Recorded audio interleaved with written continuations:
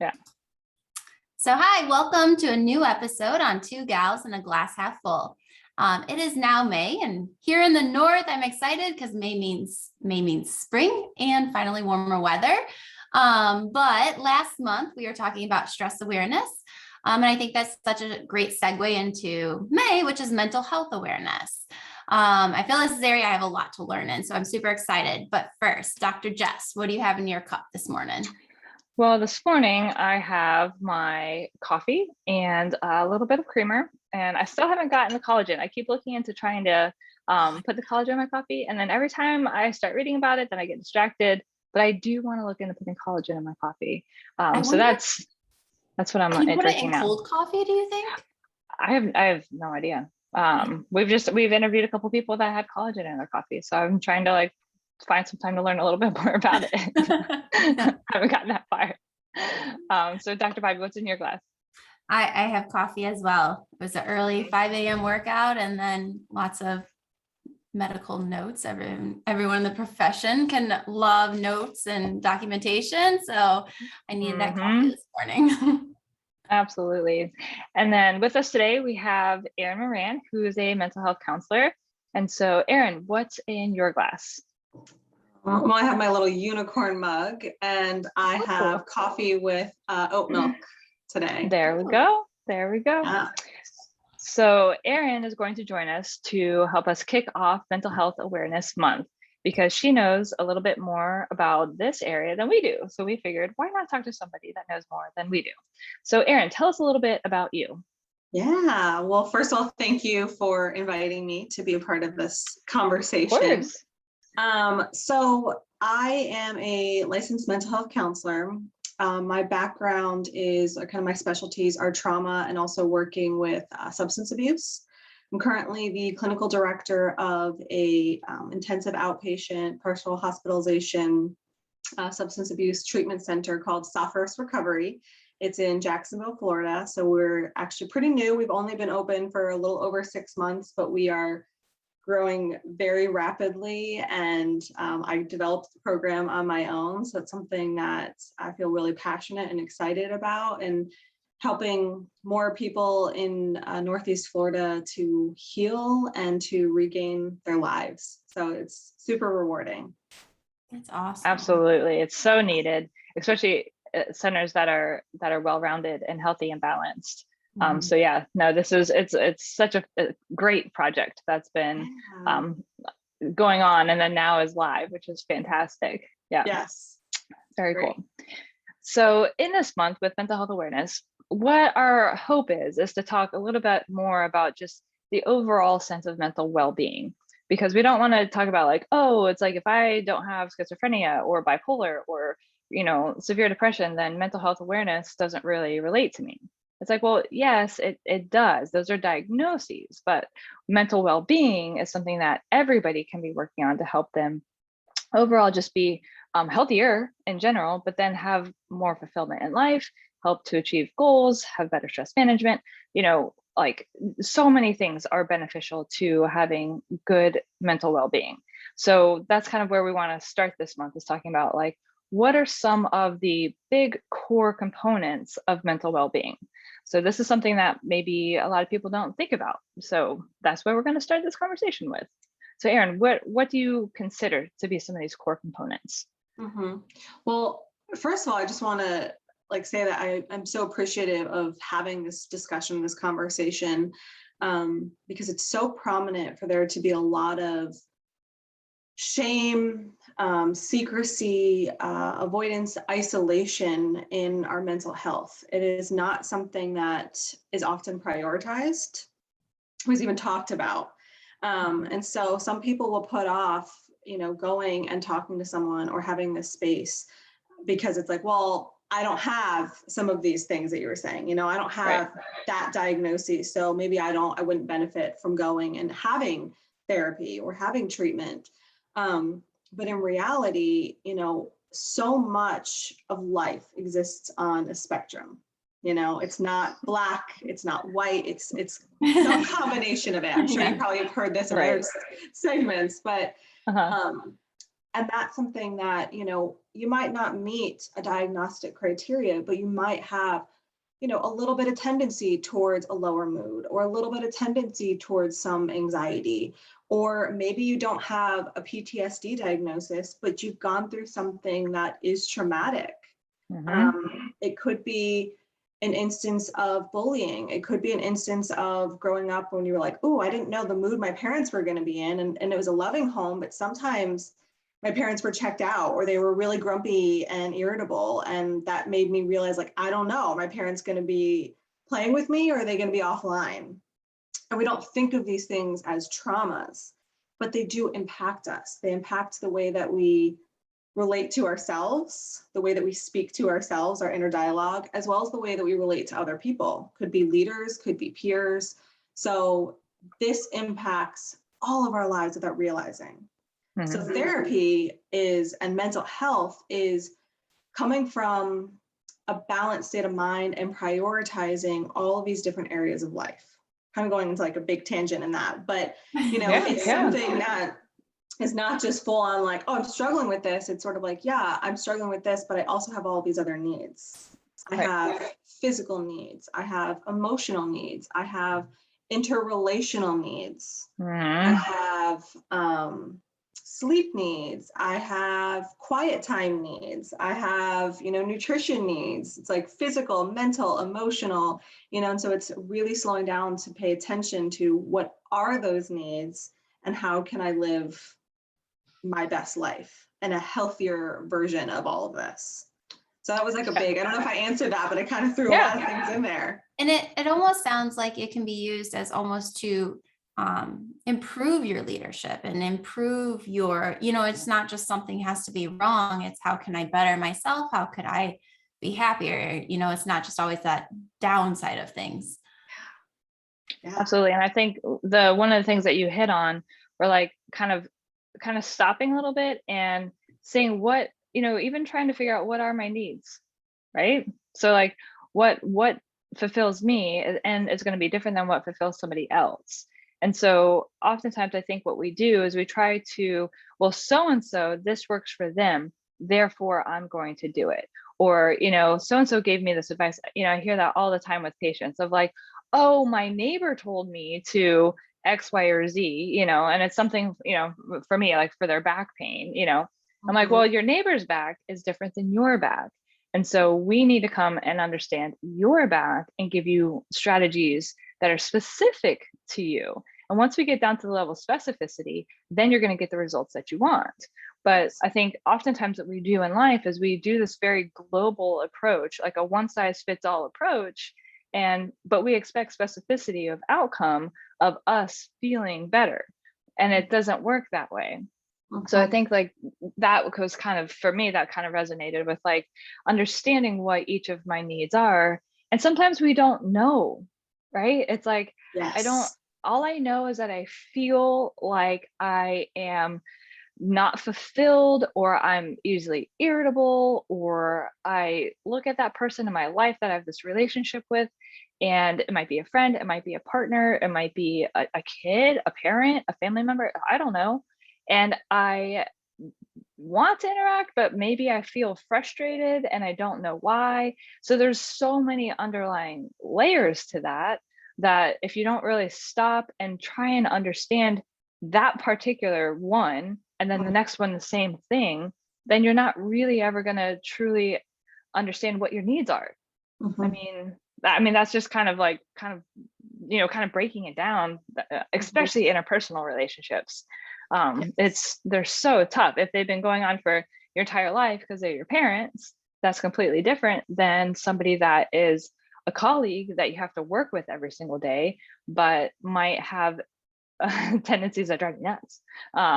So like there's different levels there that I think, kind of helping to like break that down. So like, would you recommend, like, if somebody's like, hey, I'm not where I want to be, and where they kind of want to get started, what are some strategies they might do to kind of get started on understanding what their needs might be?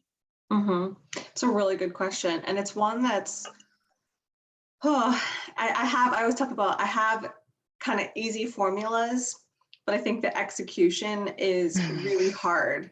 And Yeah. especially I think with all areas of health, but I think with mental health, some of the struggles is it's really hard to make it tangential or Tangible. thank you. Yeah. To make it I gotcha. tangible. And it's something that, you know, if we're learning about the back, we can talk about like what's actually happening. You can show images of, you know, the bones, the muscles, the fascia, you know, we can get an idea of that. With mental health, it's like, well, yeah, but why don't I just stop thinking that? Or why don't I just not do that behavior? And it's not this thing that you can actually concretely see. So I often try to sort of use some of these physical examples and be like, the body is the body. And our brain is going to react, and our learning is going to react the same way it is like building a muscle, learning a new language, trying a new instrument. It's something that takes repetition and practice. Even when you're like, I don't want to go and do that. You're like, okay, well, I'm just going to do it a little bit to build this. And so I think with it is slowing down first and foremost. We are a society that do not do that. We are doers. We are go, go, go. We're like, what's the answer? Let's fix it. Let's solve it. But our feelings kind of need a little bit of space. Sometimes they don't need thought. They just need felt and noticed, recognizing, oh, I'm feeling a little tense. I'm feeling a little restless, and not trying to be like, well, why? I have to fix this, but just sort of be like, okay, something is trying to communicate with me. When we slow down and just create a little bit of space for that, it allows us to sort of say, well, what do I think this might be telling me that I need? Not why did it come, not what do I need to fix, but what need might be coming up. And I might not have an answer to that. It might simply be, I don't know, I feel like I need alone time, or I need to talk, or I need to have some movement. I'm kind of getting stuck and complacent or stagnant. So when we slow down, it gives us a chance to tap into a little bit more of some of these things that are happening in ourselves, in our bodies, in our relationships. When we create space for that, we can do something different. And a lot of times that is going to be, you know, talking about it with someone else, journaling it, paying attention a little bit more, paying attention to our breathing, paying attention to where we're holding our tension. Because all that is just giving us information to help us to say, okay, well, what step do I want to take? But I can't do that if I'm rushing myself forward, if I'm like forcing myself to get that answer. This year I started doing yoga, and that has really made me kind of slow down. Like that 1 hour, you know, makes me slow down. But as Jess was talking about earlier, like not knowing like those feelings, or you're saying like just recognizing them. I think a lot of times, so one thing I struggle with is like, most people will be like, you're so happy. Everything's like, you have such a great life. Everything's perfect. Like, oh, I wish I had this, you know, and like everyone's telling you all these great things. But then inside you're like, but like, you almost feel like, am I not being grateful? Or am I not, you know, kind of almost then turning it back onto yourself as you're not doing something, instead of realizing, hey, it's okay to have these feelings. And a lot of times I feel like, well, I should just be able to pick it up and handle it. Like, I just need to be able, like, I need to be stronger. And so I find like that's such a huge roadblock, at least for me, with that. And I don't know, sometimes feeling like having those feelings are almost more scary. It's better just to shove them to the side and like move on with life, you know, because that's what you're used to. Or for me, that's what I'm used to. That's what I know. You know, the unknown can be scary. So Dr. Bobby, thank you. I love that. Because you're like speaking so many things that I sit across the room from a client, and this is sort of the narrative. And oftentimes our mental health, our mental well-being is incredibly lonely and isolating, because we are telling ourselves, well, just suck it up, you know, just grin and bear it, you know, just dust yourself off, keep going. You know, it's not that big of a deal. Like, we really oftentimes, and I say we because I feel like this is a collective experience, and not everyone. There's some lucky people who don't, but so many of us feel, and myself included, minimize it, quiet it, just, you know, tell ourselves like, well, it shouldn't be this hard. But regardless of whether it should or shouldn't, it sometimes is. And we can push and do it. Clearly, I mean, you're a perfect example. You are able to get up and go to work and do what you need to do. That doesn't mean that there's not struggles, and that doesn't mean that there's not a different way to do that. And that's where it sort of is part of like really taking the courage and just saying like, oh, maybe I don't have to do this alone, and maybe I can do it without shaming and quieting myself and just being like, yeah, this is hard, and it's allowed to be hard, and there's nothing wrong with me for feeling this way. I can get support and other people to really hold that space and being like, yeah, like I tell people often, one of the most powerful 2 words in our language is when someone is sharing a struggle and they're like, me too. To hold space and being like, you are not alone. You are not alone. There is nothing wrong with you. I see you, and I will hold you together as we both try and walk through this. You're not broken.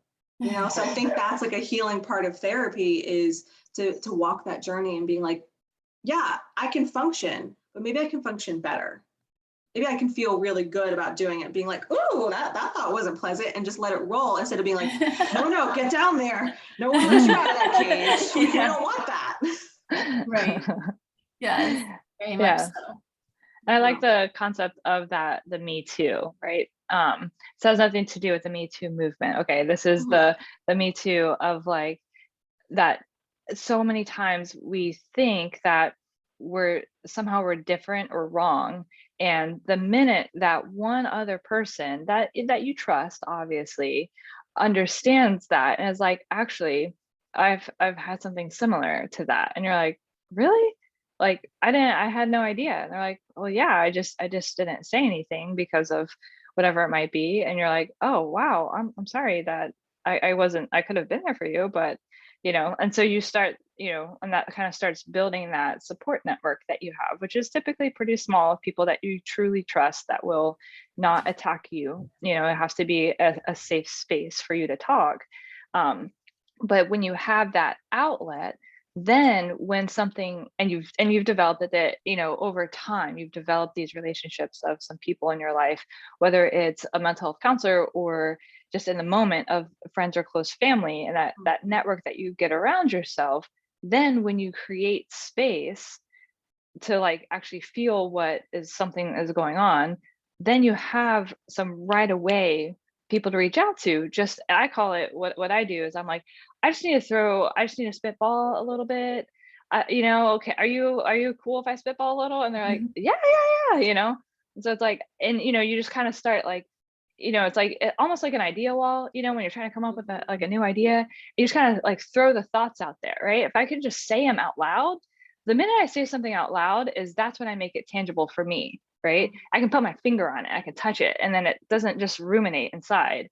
And then I start saying it out loud, and then it all kind of starts coming together of like, oh, okay, I can see, okay, now I'm understanding where this might be coming from, and then really try it. And then you are either in it and kind of, it's going to go from there, or there might be changes you need to make. There might be something that needs to, either a conversation that needs to be had with somebody, or there might be something that needs to happen from there.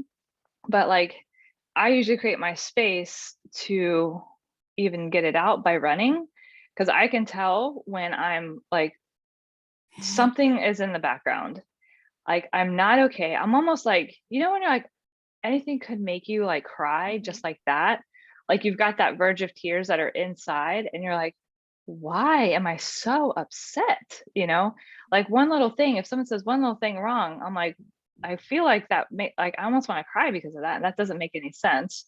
So it's like, usually I'll be like, I'm gonna go for a run. And then, just in that space, Bobby's been there. I'm a horrible tennis player, and in grad school or in PT school one day, I was like, Jess, do you want to play tennis?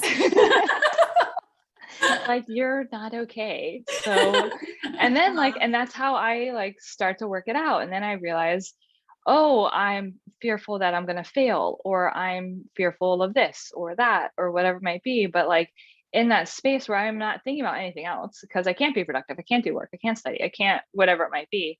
In that space is where I'm able to actually like realize, oh, okay, now I'm understanding.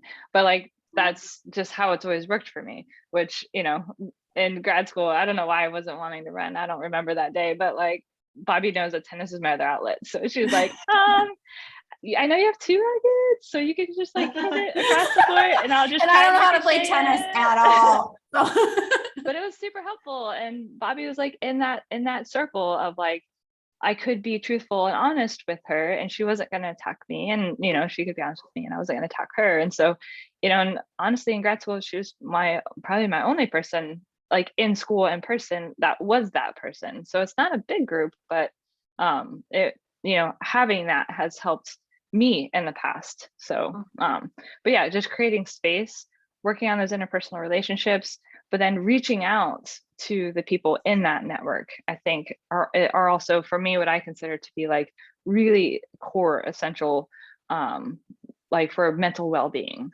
Like use the strategies, don't just tap into it, but really use it. Yeah, with the Me Too, I like that, because just even think about like when someone says, oh, this restaurant, this movie, and you loved it, and you're like, me too, and you get so excited to talk about it on that end of things.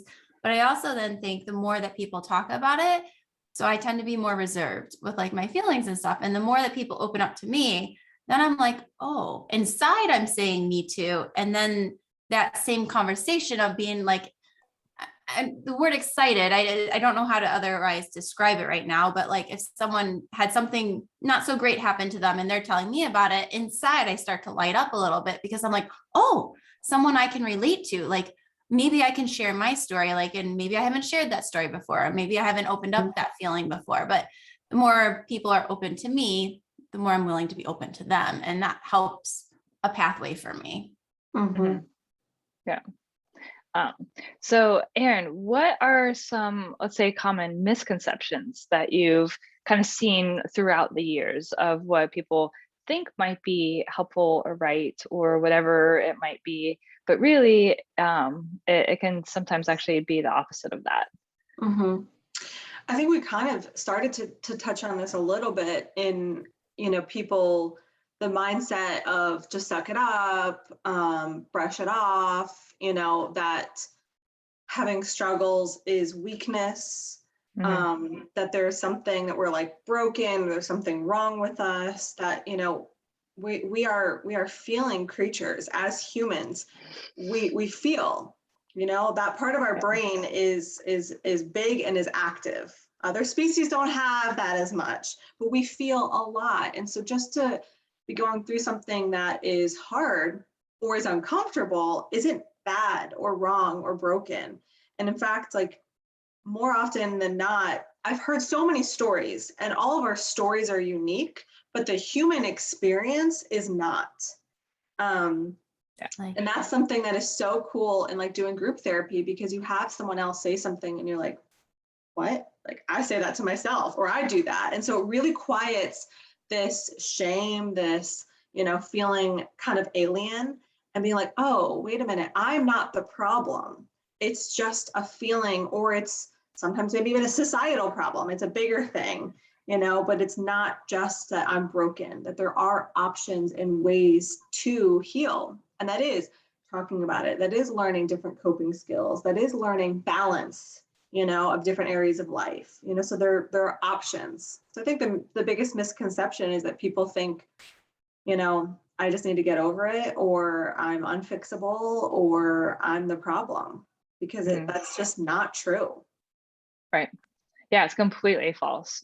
Yeah. If whatever you're thinking, as far as like that self-doubt and shame and, even humiliation sometimes with showing emotion, everybody else is also feeling that, like the phrase of like, everybody's poop stinks, right? So like we all poop, right? We all have feelings. And so we all have this. It's just some people are more emotive and they have big, big, big feelings and are loud about the feelings. Here's our spectrum, right? And then there's other people that are very, very, very, very quiet about their feelings and have this stone cold face. And you're like, I never know what he or she are thinking, you know, like it's always like I don't get much response. So there's kind of like our spectrums, and then most of us are somewhere in the middle, you know. So I'm a little bit more on wearing my emotions on my sleeve. Vibe is a little bit less. But it's one of those things that I think if we just really step back and say I'm valid in what I'm feeling, and then from there just making sure that we're not using that in a harmful way of like self-destructive behavior or talk or whatever it might be, but also not in an attacking way towards somebody else. Well, I'm feeling angry, so I'm gonna be angry at you because I'm valid in feeling angry. Well, both of those are destructive. The end result of whatever that action is going to be is not going to make anything better, right? I'm either bringing myself down or bringing somebody else down. Well, that doesn't really make sense either. So it's like kind of one, having that valid feeling, but then having, you know, more of that healthy response to that feeling is, I think, the next step, right? Yeah. Because I think I've seen this sometimes where there's individuals that are like starting the process of having feelings be acceptable to them, but then the outcome of that can be destructive and, you know, to somebody else. Yes. And it's like, oh, don't want you to like not own that feeling, but you know, you also want to see a little bit of a healthier turnaround on that. Yeah. So for someone, oh, go ahead, Erin. No, go ahead. I was just going to ask you a question. So if you have a response to it, I was going to say, you know, and at the end of the day, realizing that we are responsible for our own emotions, and that doesn't mean that developing a new relationship with our emotions doesn't mean that I'm bad, doesn't mean that someone else is bad, doesn't mean that my feelings are bad. It's just information. You know, even anger, you know, I tell people like anger is a very kind of misunderstood emotion, and people are like, ooh, anger is bad. And it's like, no, anger is a really beautiful and necessary emotion. It is one that can be very empowering. It can swing to a point where sometimes we're like, nope, quiet it, shove it down, or it can swing to very explosive. And instead, if we really respect it, I view anger like fire.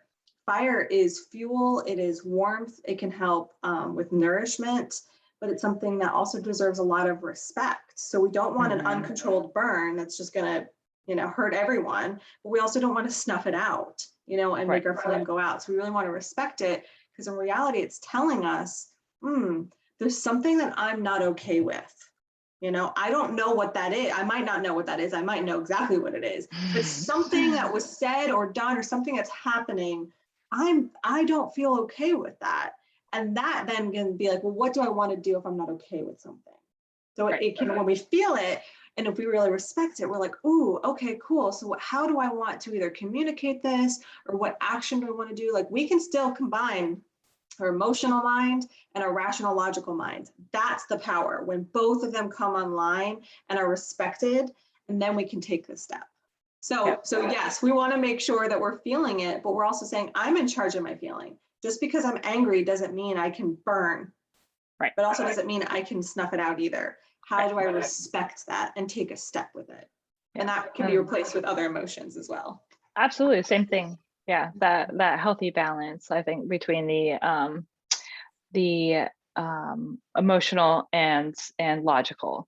And I think that's where I think, you know, if we start doing too much of that emotion without matching it, you know, I've seen it I've seen it happen in the past. I'm like, okay, well, I'm gonna kind of point you in this direction, and I'm gonna have you see if you want to go talk to someone about this. Boundaries are a huge part of mental health and well-being too. Yeah. Absolutely. So kind of like a two-part question, kind of same question, but different ends of the spectrum. So for someone that's maybe listening to this and really has never put any thought into, they're the side of like, I can handle it, I need to do it, don't worry about it, I don't need to talk to one. What are 2 or 3 things that they can do to maybe change something today? And then on the other side of it is someone that has been looking for help but hasn't had the courage, and kind of this conversation has opened that up to them. What are, 2 or 3 things that they should look for in someone to help them, or things that they should then further do? Those are fantastic questions. So, okay, the first one. So people who are like, nope, not me, I'm not going to do it. I want to encourage those people to take a leap. It's to be open and to be vulnerable is really hard and really uncomfortable, and therefore is incredibly courageous. It's basically saying, okay, I'm going to change, and change is never comfortable. And so for those people, I would just say, take a leap and try something new, because we only grow, we only expand, we only heal when we take a step outside of our comfort zone. I don't mean a giant leap. You don't have to like dive off the deep end, but you have to step outside of that. And I have yet to meet anyone who, anywhere in my life, as a therapist, family of clients, friends, people in my own life, who I don't think would benefit from therapy. It's going to look different for everyone. Some people it's going to be like, wow, I have to really heal some of these past wounds. Some people it's just going to be like, you know what, I want to be a better leader. I want to be a better communicator. I want to, find more balance in my life. I want to have more fun. I want to listen to my feelings more. We can all learn and benefit from that. So I would encourage people to take this step. And what's something they can do now? Call me. But I also think just maybe take the step of someone in your life who maybe you feel the most comfortable with. Doesn't mean it is comfortable, but more comfortable, a more safe person. And maybe tell them one thing in your life that you're struggling with. It could be, I'm kind of being hard on myself, or I'm, really struggling with having low energy, or I'm having a little bit of fear of the future, whatever it may be. Just sharing one thing with someone, that's taking the step of practicing, not holding on to it. Mm-hmm. It also helps to model. So if you're struggling with like, ooh, I don't want to be vulnerable myself, it helps to model this to people. If you're a parent, it helps model healthier ways of communicating and living to your children. It could be to your parents, could be to your friends. So if you start to do this, you're modeling really healthy stuff for other people. So that can be one mentality. It's like, if you're uncomfortable being like, yeah, but this is also helping and healing other people, I'm showing them the way. So that's kind of what I would recommend. Just being open and continue to take the leap. For people who are ready, I would say, I think it's hard. It's hard to get help, unfortunately. I don't think we talk about mental health as often, but there are a lot of tools. You can call your insurance company. You can go on Psychology Today. If someone's not, if they're full, then leave a message or email them, or even text the number and just say, do you know anyone? Do you have any recommendations? Do you know anyone who has any availability? A lot of therapists will take sliding scales. So if you don't have insurance, you can self-pay, and they might, do it based on what you can actually afford. But invest in it, invest in, giving it a try a few times, and then, seeing like it's something that you have to, just like you maybe pay for the gym, or you maybe pay for a massage or something else. It's something that is an investment and is worth it. I know with therapy, we tell people we're not going to fix, like, most of the time it needs a few times, right? Like, we can make some good improvements in one time, but you're not going to feel 1,000 times better in one time. What have you found with therapy? Like, I don't like to assume, but I'm going to take a gander that it doesn't take one session. It might be, a few. So like, should someone expect, like, after a first session? Usually, your first session, you're getting to know this person. And a lot of people I have found come in and all of a sudden they start talking and they're crying and they look around like, what the heck is happening right now? Like, this is not me. And I'm like, well, yeah, because you're actually taking intentional space for your feelings. And where else do we do that? you know, in a space that's not judgmental, with someone who's like, yeah, I get this, and this is all okay. So a lot of stuff comes up that people are like, what is this? But it's not like, oh, all your wounds are going to come up in this first one. It's just sort of like, wow, I have space to feel. And that feel, and I find that most people say like, this feels really good. It's uncomfortable, but this feels like it's almost like a settling in. So it takes a few sessions to really kind of get that rapport, that comfort. Some people could do, 5, 6, 7, and then some people, maybe might want to meet once a week or every other week for a few sessions. And then I have clients who I've seen for longer periods, some of them for years. We only see each other like every, month and a half. And it's kind of like maintenance at that point. Like they're like, okay, like this theme is coming up and this pattern is coming up and I really want to work on it and I want to develop healthier skills. And so it sort of becomes very different therapy than what it is in the beginning. So, but it's good stuff. And I always tell people, quick change is not lasting change. Like it's slow and steady, but it feels good because in the beginning, when you start to have this new experience, you will feel it. Mm-hmm. Yeah, that's awesome. Thank you, Erin, so much for your help. And we really, really appreciate your conversation and dialogue and expertise. I think it's very helpful to open up the dialogue and just to, in this month of Mental Health Awareness Month, just start raising more awareness that this isn't diagnosis-based necessarily in Mental Health Awareness Month. So much of it is just all of us being more aware of our own mental health and what our struggles are and how to be healthier about our approach to our mental health, our mental well-being. And it deserves just as much attention as our physical health, if not more sometimes, depending on what's going on in life. And the whole, what we talked about in Stress Awareness Month, the physiological impacts of our mental health. So it all interrelates. So we can't just have one or the other. We really need all of it. Mm-hmm. So what we're going to do throughout the rest of this month is we're going to continue to have episodes that are in the narrative of mental well-being. The next episode, it'll be Dr. Bobby and I talking a little bit more. And then we're going to do a couple of other interviews later in the month. So definitely stay tuned. Now, we always end with a challenge. So the challenge for this week is to do what Erin suggested, is to try one new thing. Just one. That might be something super little. It might be something that has been on the back of your mind that you've really been thinking about. And maybe this week is the week you do it, right? As long as it's safe, don't put yourself in harm's way or anything silly, but like just one new thing and see how that feels and see if it kind of helps to open up this growth area of your life that you never knew was maybe there, right? So, all right, everybody, don't forget, follow us on, we're on Instagram, we're on Facebook. We've got the recorded videos of these podcasts on YouTube. So if you want to check us out there, and then we're also on Apple Podcasts. All right. Thank you, Stay tuned for next week. Yeah, Thank you. you. Bye. Bye.